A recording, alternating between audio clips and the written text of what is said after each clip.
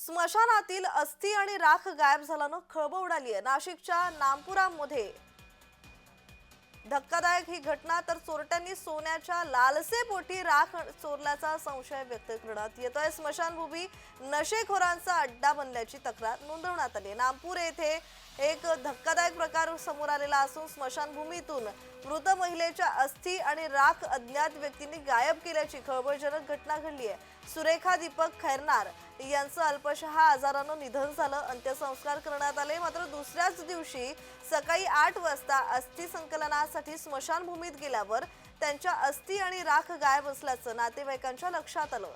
हिंदू परंपरेनुसार विवाहित महिलेला अंत्यसंस्कारावेळी दागिने घालण्याची पद्धत आहे आणि त्यामुळे अनेक वेळा अस्थी संकलन करताना राखेत दागिने सापडतात। मात्र यावेळी राखेतून कोणतीही अस्थी वा दागिने न मिळाल्यानं चोरट्यांनी सोन्याच्या लालसेपोटी राख चोरल्याचा संशय नातेवाईकांनी व्यक्त केला। अंत्यविधी झाल्यानंतर दुसऱ्या दिवशी आपल्या हिंदू धर्माच्या रीतिरिवाजाप्रमाणे रक्षा विसर्जनाचा कार्यक्रम असतो। या रक्षा विसर्जनाच्या कार्यक्रमाच्या दिवशी जेव्हा ते पीडित कुटुंब त्या ठिकाणी उपस्थित असतं, त्या ठिकाणी ज्या अस्थी व राख असते ही त्या ठिकाणी राहतच नाही, ती चोरीला गेलेली असते। आणि त्या चोरीला का जाते, तर त्या ठिकाणी आपल्या हिंदू धर्माप्रमाणे ज्या व्यक्तीवर अंतिम संस्कार होतात त्याच्या शरीरावर, त्या डेड बॉडीवर काही सोन्याचे दागिने व चांदीचे दागिने असतात। हे चोरण्याच्या उद्दिष्टाने ही राख चोरीला जाते असा अंदाज आहे।